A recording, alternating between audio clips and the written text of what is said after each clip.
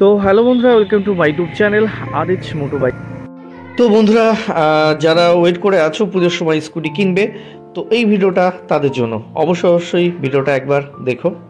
তো বন্ধুরা, আমি এই স্কুটিটা কেন কিনলাম, তো তো আমার এই স্কুটির মডেলটা হচ্ছে হোন্ডা ডিও BS6 DLX মডেল, টপ মডেল যেটা ছিল।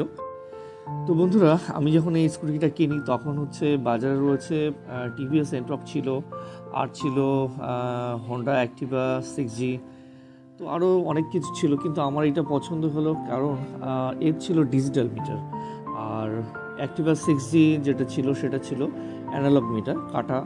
এর দেখতে লুকটা দারুণ ছিল, আর সেটা ছিল এই মডেলটা ছিল তখন বেস্ট এবং স্পেশাল এডিকশান, এটা বলতে পারে স্পেশাল এডিকশান। এবং কালারটা আমি শোরুমে যখন যাই তখন লাল কালারটা দেখে আমার সত্যি খুব ভালো লেগেছিলো এবং এত স্টাইলিশ ছিল আর কি। তো তোমরা দেখতে পাচ্ছ কেন এই গাড়িটা আমার পছন্দ। তো বন্ধুরা, যারা এখন স্কুটি কিনতে যাচ্ছ, বিশেষ করে পুজোর সময়, তো অনেক ধরনের স্কুটি পাবে, 110cc, 125cc। আর তো আমি যেটা বলবো তোমাদেরকে, 110cc যে মাইলেজটা দেয় কতটা, আর 125cc মাইলেজটা কত দেয়। তো এবার আসছি আমার এই স্কুটির পজিটিভ দিকগুলো।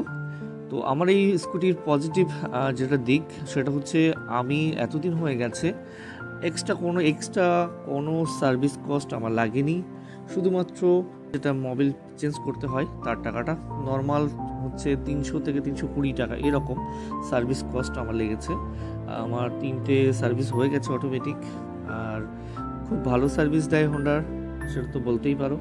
আর তোমার সব কিছু কিন্তু চেক করে দেবে। তো বন্ধুরা, দেখতে পাচ্ছ যে আমি গাড়িটা কিভাবে কিনেছি। তো অনেকে জিজ্ঞেস করছিল EMI না ক্যাশ। তো দেখতে পাচ্ছ আমি কিন্তু এটা ক্যাশে নিয়েছিলাম তৎকালীন সময়। তখন এর দাম ছিল 95,000। আর তোমরা যদি EMI-তে নিতে চাও তাহলে প্রথমে তোমাদের 20,000 টাকার মতো ডাউন পেমেন্ট করতে হবে, তারপর EMI আসবে 25 থেকে 3,000 টাকার মধ্যে।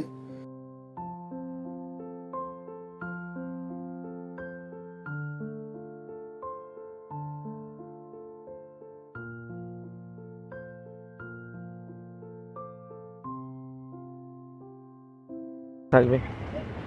আর মাইলেজ হচ্ছে, যেটা আগেই বলেছিলাম, ডিও 110-এ মাইলেজ হচ্ছে 50, 1 লিটারে 50 আমি এখনও পাই।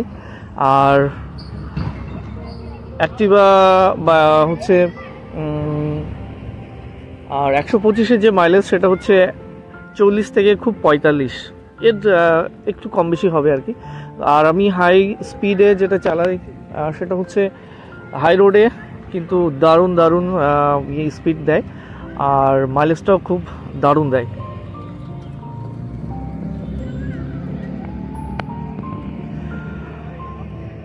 এবার হচ্ছে ডিওর স্কুটির একটু যেগুলো প্রবলেম আমি ফেস করি, সেটা হচ্ছে চাকাটা কিন্তু একটু ছোট, আর সামনের চাকা এবং পেছনের চাকা সেটা কিন্তু ছোট।